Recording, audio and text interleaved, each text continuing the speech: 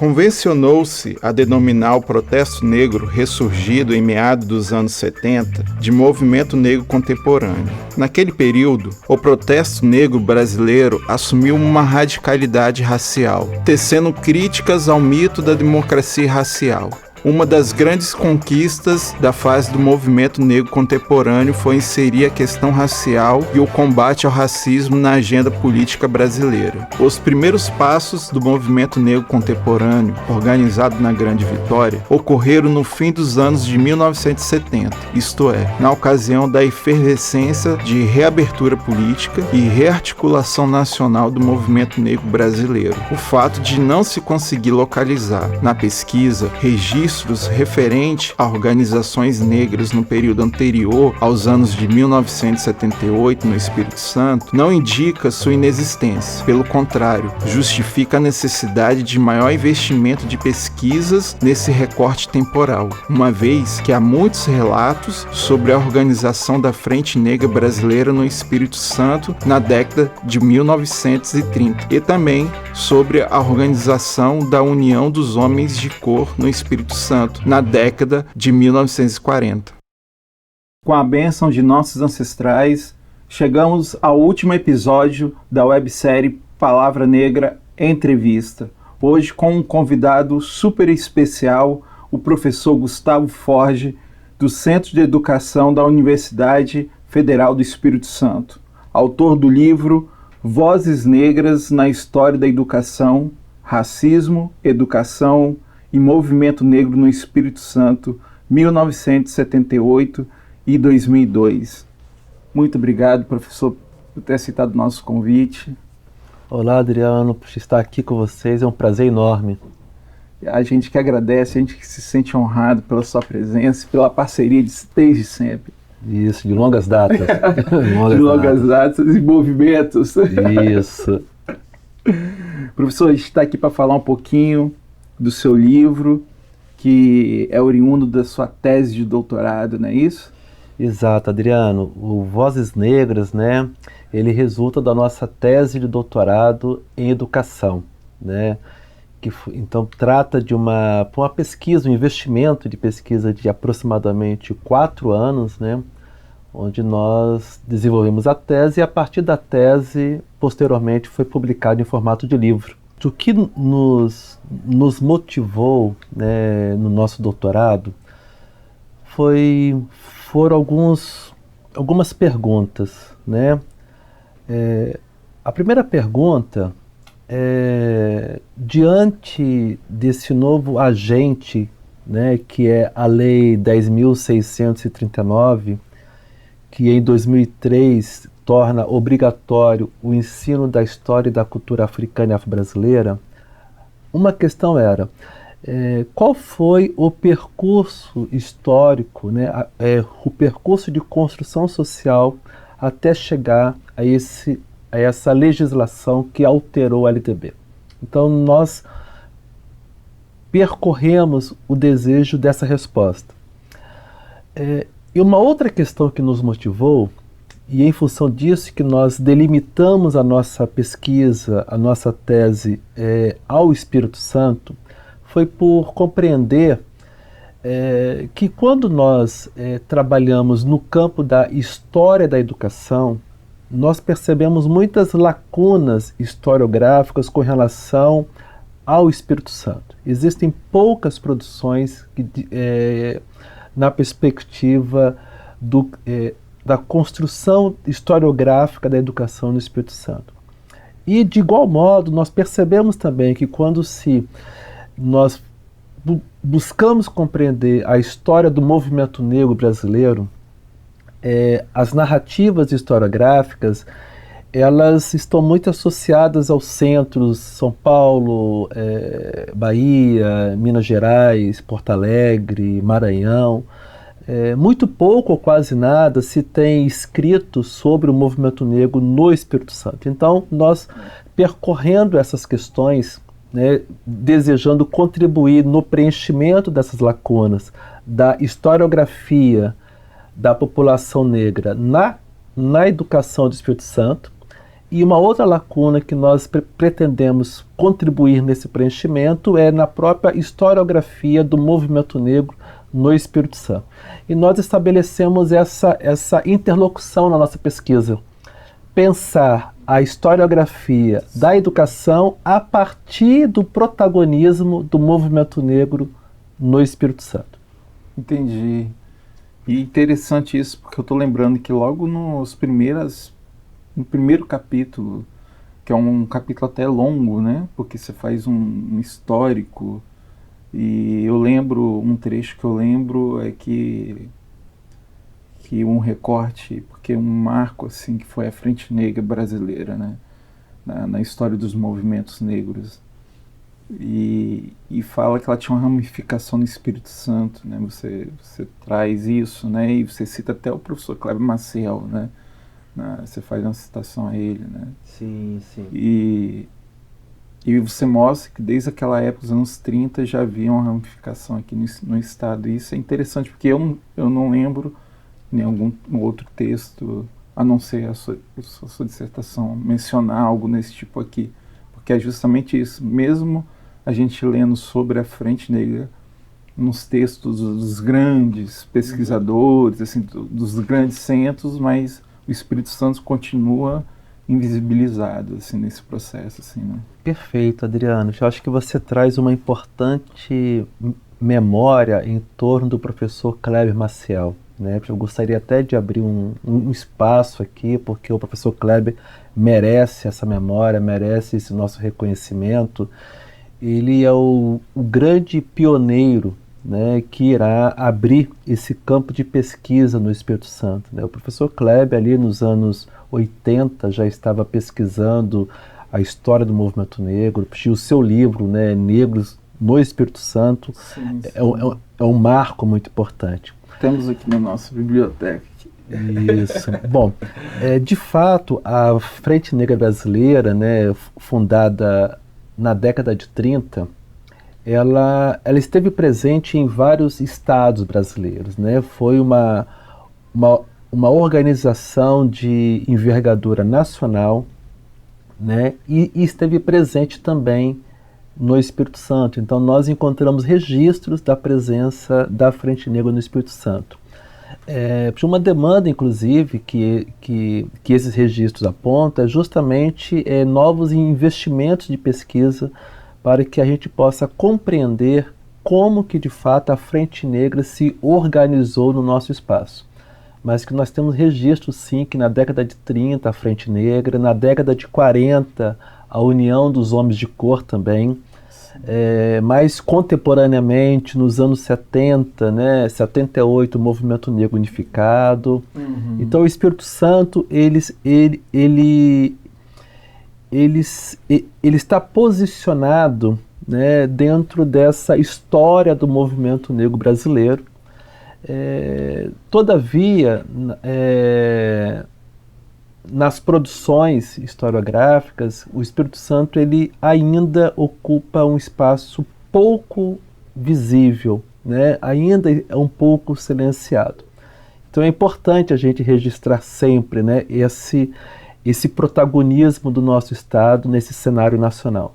E a pergunta sobre a Frente Negra também tem um outro motivo, já de âmbito até nacional, até para a gente falar um pouco, aproveitando, fazendo esse gancho, já porque de uma maneira geral, assim, no senso comum, já ampliando assim, né, para o senso comum, a gente percebe que as pessoas, assim, né, colegas nossos que não tá dentro dessa discussão, né, dentro dos movimentos sociais como nós estamos frequente, tende a pensar que aqui no Brasil, de uma maneira, não teve movimentos sociais, porque olha muito para os filmes hollywoodianos e vê aquelas manifestações violentas ali, principalmente, né, nos anos 50 e 60 pelos direitos civis, né, e tem como referência, né, grandes nomes, Malcolm X, Martin Luther King, enfim,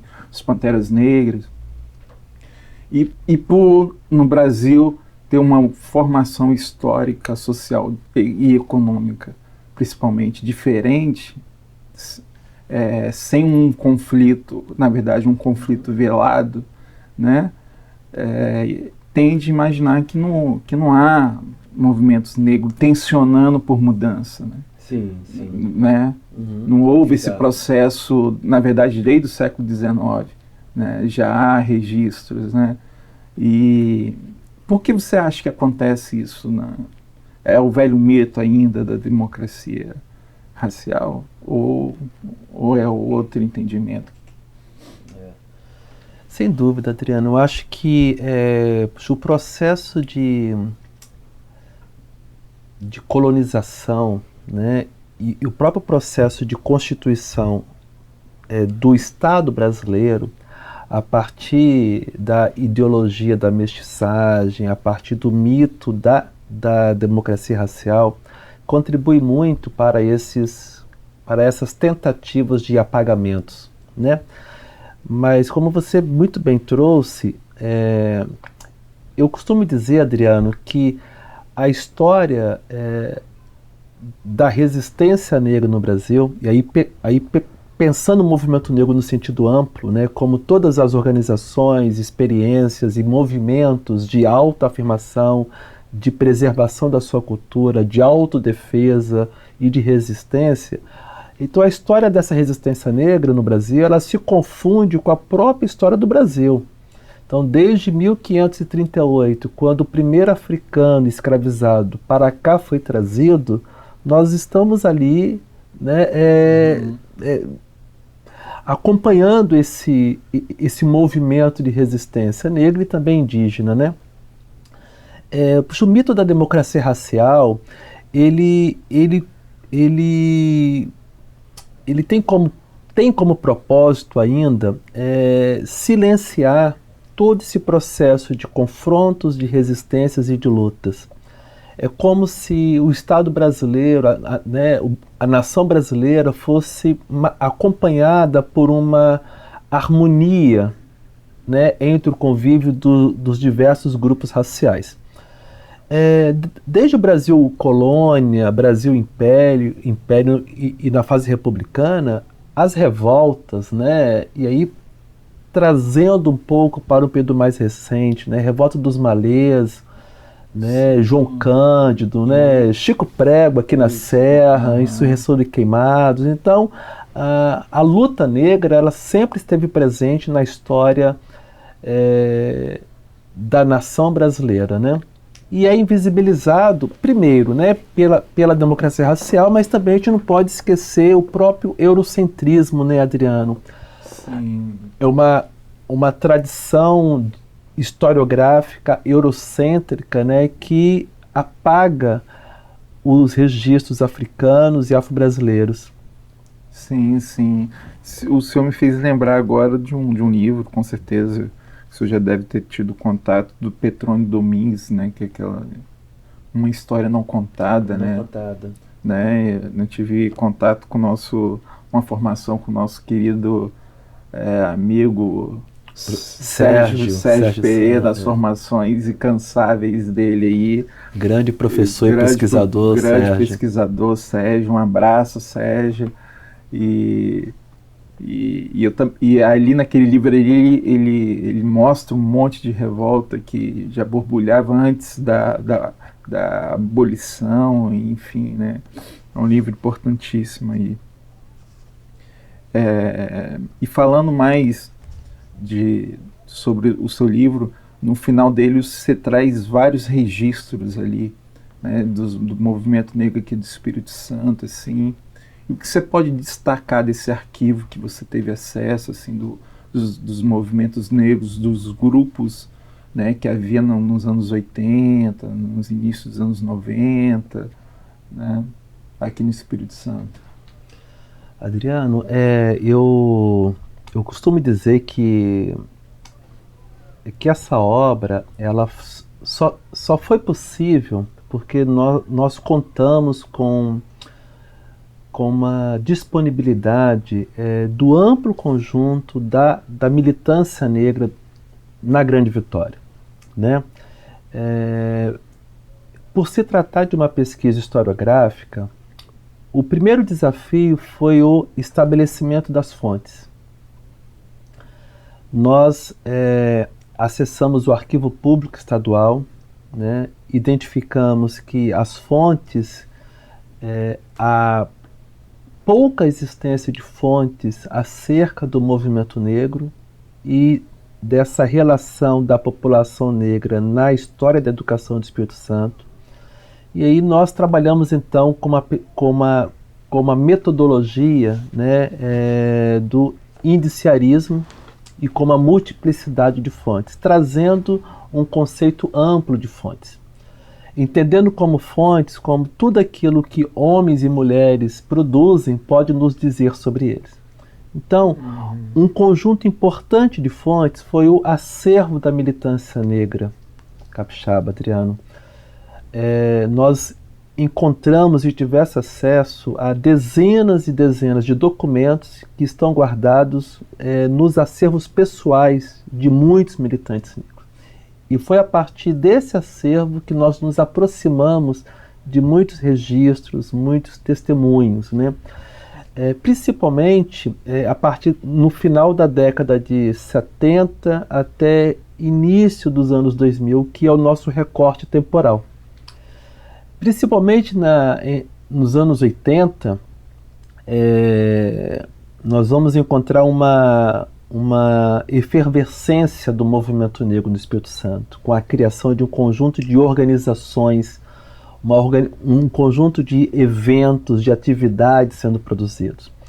E no nosso livro nós trazemos muitos desses documentos. Muitos documentos não constam no livro, né, porque pelo próprio limite da obra, mas nós vamos encontrar documentos e registros que falam da origem do MNU no Espírito Santo em 78, do Centro de Estudos da Cultura Negra, do Ganga Zumba, do Grupo de Mulheres Negras, do Grupo Nação Zumbi Ojab, enfim, e um conjunto de ações, de mobilizações que essas organizações irão realizar ao longo dessas últimas décadas. Falando de movimento negro mais contemporâneo, eu queria te perguntar como você enxerga o falecimento do nosso companheiro Lula, né, recentemente aí, que deixou aí um legado para a juventude negra do Estado, que inclusive eu faço parte desse legado, né, porque meu início do movimento negro foi nas marchas do Fejunes, no início da década passada, e nos deixou recentemente. E como você enxerga esse falecimento aí do nosso companheiro?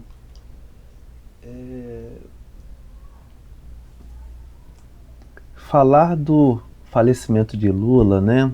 Lulinha, Lula Rocha,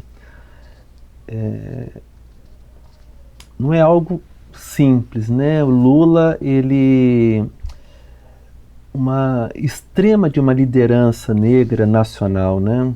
Lula não era um militante negro capixaba, era um militante negro, era um quadro nacional. Se despediu muito jovem, né? E se despediu jovem, mas no tempo de militância dele, Lula construiu o que muitos de nós não construiu em um tempo maior de militância.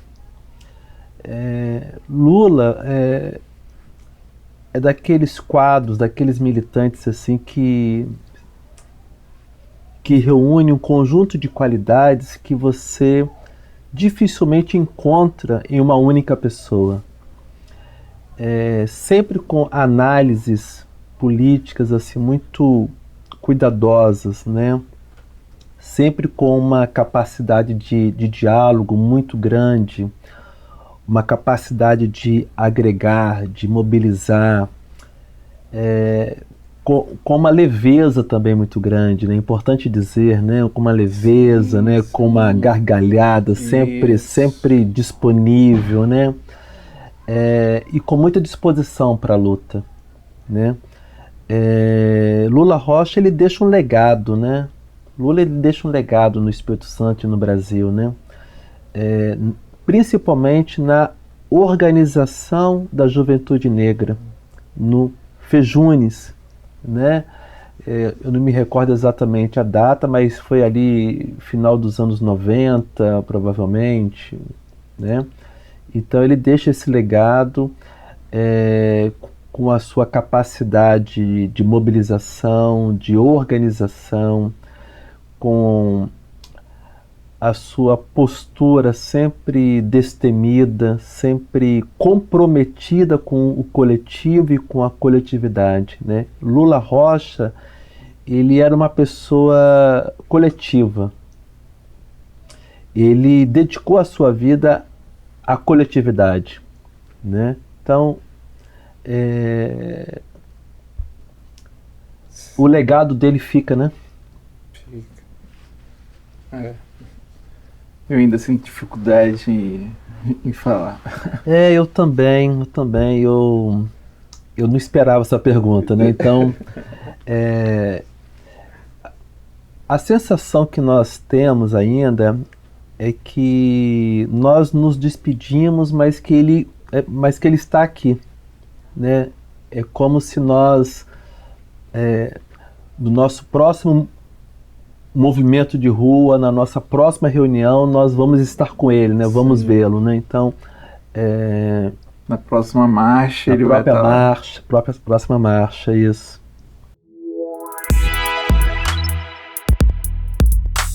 Professor Gustavo, nós pedimos aos nossos convidados que trouxessem um livro especial, um livro que tivesse alguma importância para a sua vida, e você trouxe Frantz Fanon, estou lendo daqui, Os Condenados da Terra. Por que você trouxe esse livro? Qual a importância dele para a sua vida, sua trajetória? Olha, Frantz Fanon, né? Este livro de Frantz Fanon, não só esse, né, mas esse em especial, Os Condenados da Terra, eu tive contato com essa obra durante o meu mestrado, né? Foi um contato, digamos, tardio, né? Porque Fanon é um autor, esse livro é publicado muito antes. Ler Fanon, um autor pós-colonial, médico, psiquiatra, que se dedica a compreender os efeitos do colonialismo, né, na psique, na produção da subjetividade do sujeito negro. Fanon, ele foi um divisor de águas para mim, né? Ele me ajudou muito a compreender o modo como o racismo afeta brancos e negros. Como que o colonialismo produz colonizadores e colonizados. Sobretudo, Fanon, ele nos faz um chamamento, né? É uma leitura, né, que é muito difícil nós terminarmos de ler Os Condenados da Terra sem um posicionamento político diante de um conjunto de violência produzida pelo colonialismo e pelo racismo, né? Frantz Fanon, ele foi um autor esquecido pela nossa academia brasileira durante muito tempo. Provavelmente esse foi um dos motivos pelos quais eu trouxe o livro aqui. Frantz Fanon, a leitura dele está sendo retomada agora. Sim, né? sim. Fanon deveria ser leitura obrigatória, né, nas universidades. Compreender os efeitos do racismo na sociedade brasileira, em especial os efeitos do racismo na população negra, como diz Fanon, o negro nunca foi tão negro a partir do momento que o colonialismo assim o criou, né? E Fanon ele estabelece um campo teórico, né, que é o estudo, que são os estudos pós-coloniais. Hoje nós encontramos os estudos decoloniais, mas voltar a Fanon, eu acho que é voltar aos clássicos, né, aos grandes referenciais. Sim. E é interessante quando você fala do esquecimento do Fanon pela academia e de sua retomada nos últimos anos. Eu acho que não seria, pelo menos da minha parte, uma ousadia dizer que essa retomada está em conjunto com o processo de entrada dos alunos negros, em grande maioria, nos últimos anos, nos últimos 10 anos, assim, né? Sim. Sim, faz parte desse processo onde houve essa retomada de muitos autores negros, assim, porque eu fiz jornalismo no final dos anos 2009 eu formei jornalismo, e o máximo que eu vi foi Stuart Hall, com os estudos culturais, porque ele é um clássico dentro da comunicação com os estudos culturais. Então, branco e preto lê Stuart Hall, porque ele já virou um clássico, assim. Mas Fanon... Fanon, autores como Fanon, Amílcar Cabral, Aimé Césaire, Steve Biko, foram autores lidos com bastante força pela militância negra nos anos 70 e nos anos 80, né? Não era uma leitura trazida pela academia, mas era uma leitura que circulava na militância negra, né? São intelectuais africanos, né, que ajudaram muito a essa construção do pan-africanismo e da luta internacional contra o racismo, né? Então nós vamos ter também Abdias do Nascimento aqui no Brasil, né? Vamos um pouco mais à frente a Lélia Gonzalez, né? Mas eu concordo com você, Adriano. A partir dos anos 2000,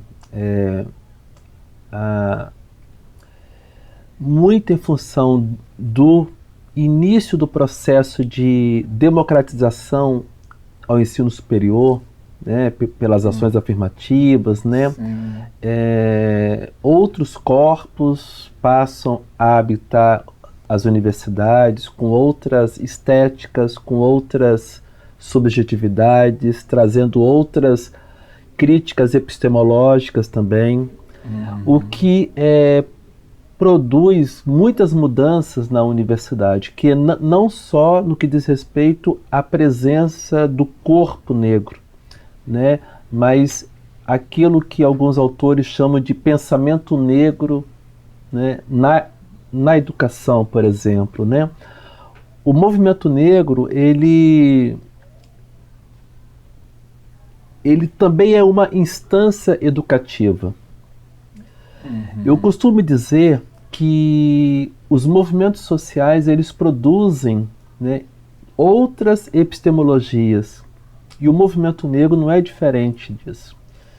Então, quando um conjunto de pesquisadores negros passam a integrar as universidades brasileiras, isso tensiona uma crítica epistemológica, tensiona a necessidade de outros referenciais serem retomados. E Fanon, ele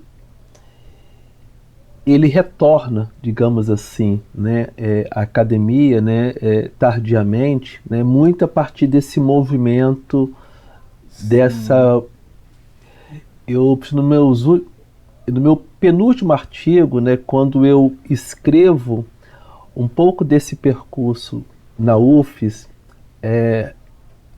a luta antirracista na Universidade Federal do Espírito Santo, eu digo que a Universidade Brasileira ela está sofrendo uma torção sobre si mesma. E essa torção é sobretudo uma torção teórica, epistemológica e metodológica, né?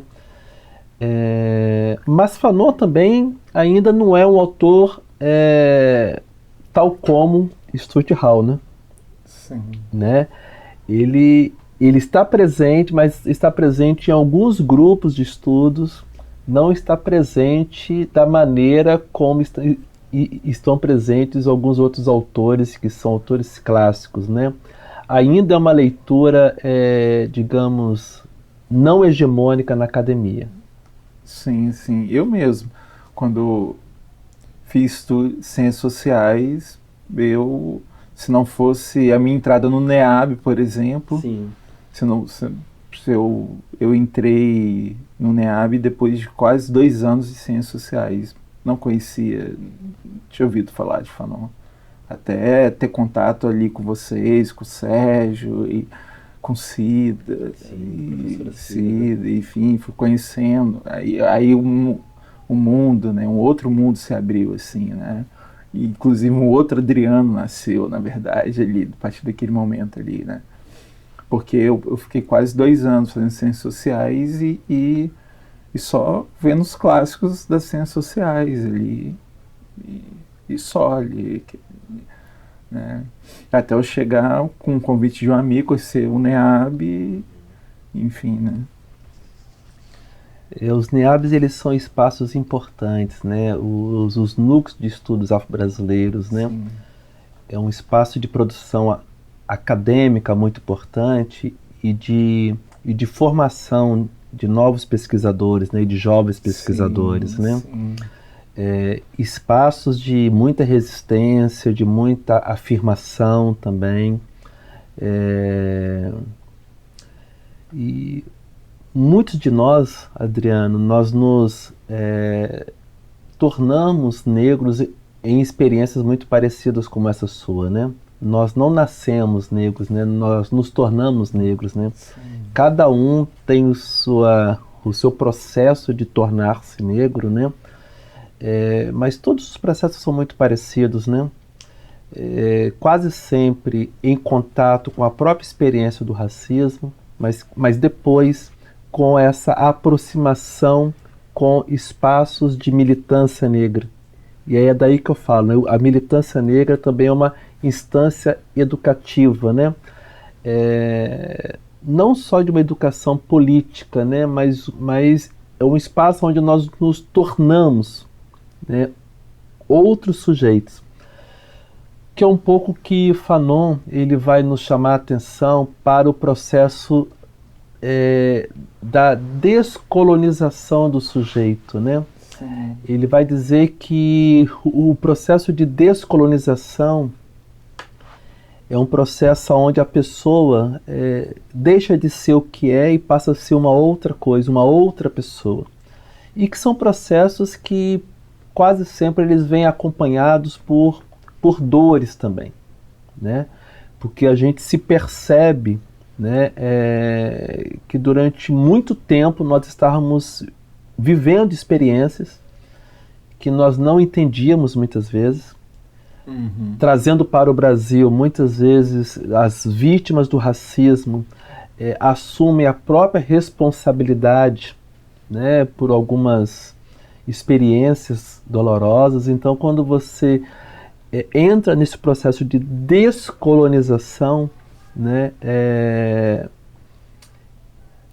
dialogando com a Neuza Santos, né, eu acredito que a gente vai se tornando, né, negro nesse processo de descoberta, de autodescoberta e de fortalecimento, e que não é um processo individual, né, é um processo coletivo, com os pares. Como muitos outros intelectuais, não só intelectuais, mas como outras figuras negras, pretas, têm passado quando vêm opinar, enfim. No seu caso também foi através de um artigo, foi uma entrevista que saiu na Gazeta. A partir do lançamento do livro, inclusive, né?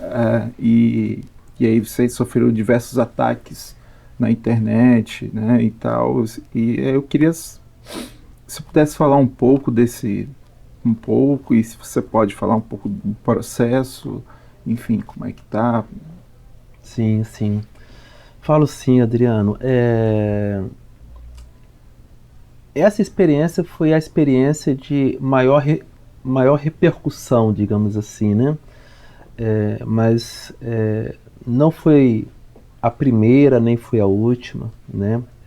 E também não trata de uma experiência ou de um caso pontual, né? Como você bem disse, né?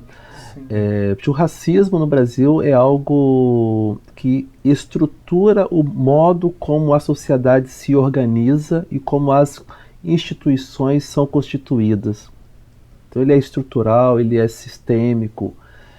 E eu digo que o racismo ele é ontológico, né? Porque ele vai constituir o próprio processo da invenção do Estado-nação, né, brasileiro. Estou falando aí da segunda metade do século XIX, primeiras décadas do século XX.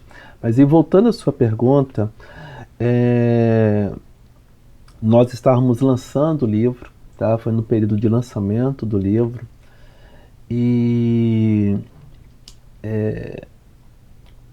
um jornal, né, de boa circulação no Espírito Santo, ou de maior circulação no Espírito Santo, me convidou para uma entrevista para o jornal de domingo, uma entrevista de página inteira, né? Foi um convite muito importante, né? Porque nesta página deste jornal, né, é um espaço nobre do jornal.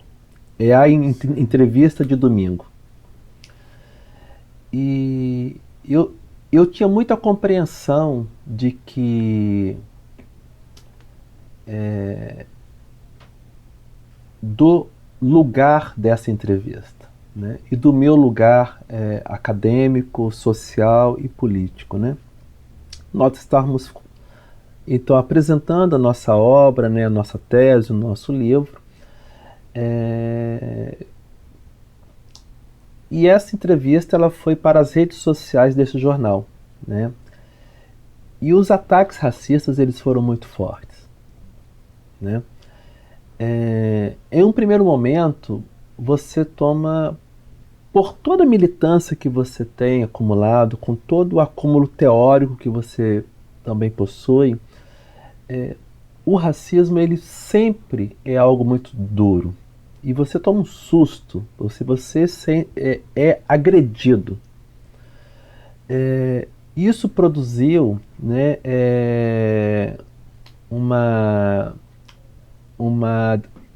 denúncia ao Ministério Público, né? O movimento negro, né, abriu uma ação, né, junto ao Ministério Público, e esse processo está sendo investigado, né? Está sendo investigado, e a nossa denúncia foi feita por crime de racismo. Acho que é importante a gente delimitar que não trata de injúria racial, trata de racismo. Naquele momento, as pessoas que me agrediram, elas não me conheciam, então não era o Gustavo Pessoa que estava sendo ofendido. Era um pesquisador negro, era uma pessoa negra que estava ali fazendo aquela interlocução com aquela entrevista. E os ataques, eles têm tiveram uma natureza de ofensa coletiva, né? Esses negros, né, voltem para a África, esses negros fedidos, esses negros mal vestidos. Então, mas o processo ele está em andamento ainda, né, porque ele não foi concluído. E isso diz muito da sociedade brasileira, né? Isso diz muito que o movimento negro sempre esteve certo quando ele afirma que nós vivemos um mito da democracia racial, né? Que o racismo, de fato, ele determina os espaços de poder e determina também os modos como os negros serão tratados. Então, e o que é mais impressionante, sabe, Adriano, que eu estava apresentando o resultado de um trabalho de pesquisa, né? E as ofensas e os ataques não estavam dialogando com os dados da pesquisa. Era no sentido de agredir a pessoa, de desqualificar a pessoa, e não desqualificar ou dialogar com os dados de pesquisa. Situações como essas, elas não são pontuais e nem isoladas, como você bem disse, né? À medida que nós, negros e negras, passamos a ocupar espaços de poder, o racismo ele se manifesta de uma maneira mais contundente, de uma maneira mais intensa, porque para as pessoas racistas, naquele momento, eu estar ocupando uma página inteira do maior jornal de circulação aos domingos, e a entrevista de domingo ser com um professor negro, afro-referenciado, rasta, apresentando um conjunto de dados, né? Certamente a sociedade racista ainda não se preparou para isso, mas elas precisam se preparar, porque nem um passo atrás. Nós chegamos e vamos continuar chegando cada vez com mais altivez, com mais força e com mais rigor teórico e metodológico. Isso não tem volta, né? Se alguém precisa recuar, são eles. Professor, caminhando para o fim, você pode nos informar como a gente faz para adquirir o seu livro? Sim, Adriano. O nosso livro ele está na segunda edição, né? Já a primeira edição teve uma boa aceitação. A primeira edição foi uma tiragem com 1000 exemplares, ela está esgotada. Fizemos uma segunda. Ele pode ser adquirido com a própria editora, né? Editora Brasil Multicultural. E está disponível também em algumas livrarias aqui da Grande Vitória, e também pode ser adquirido junto comigo, né? Nas minhas redes sociais. Então as pessoas interessadas, basta me procurar também Facebook, Instagram, né? Que são as duas redes que eu utilizo. Gustavo Ford, só colocar lá que vocês localizam, me manda uma mensagenzinha que a gente combina aí a melhor forma. E outras formas, talvez, para quem estiver fora do estado, né? A editora Brasil Multicultural, e na estante virtual também você poderá encontrar. Então é isso, galera. Meu nome é Adriano Monteiro, coordenador do coletivo Palavra Negra, e assim encerramos a primeira temporada da websérie Palavra Negra Entrevista.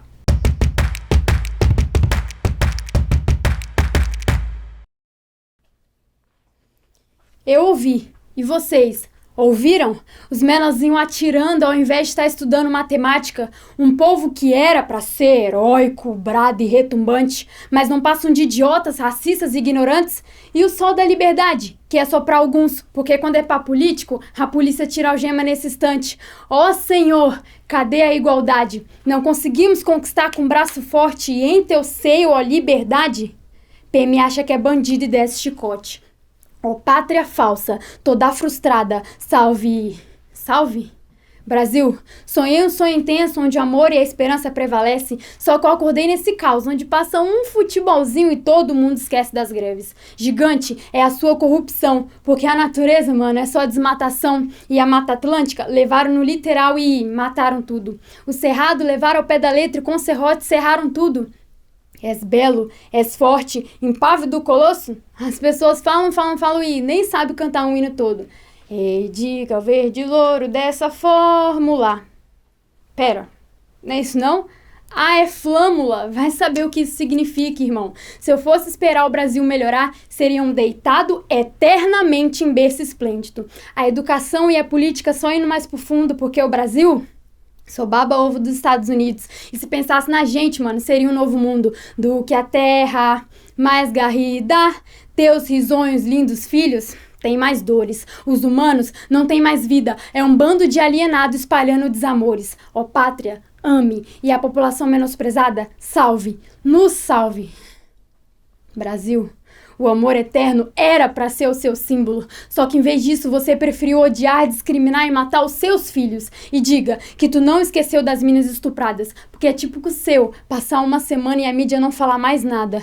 Mas se ergues que a justiça clava forte, verás que um filho teu aguenta a conduta. Ele chora, ele grita, mas ele não desiste da luta. Terra mais falha em outras mil, és tu Brasil. Seus filhos o solo engoliu. Pátria amada? Acho que não, hein? Se decepcione bastante, porque aqui é o Brasil.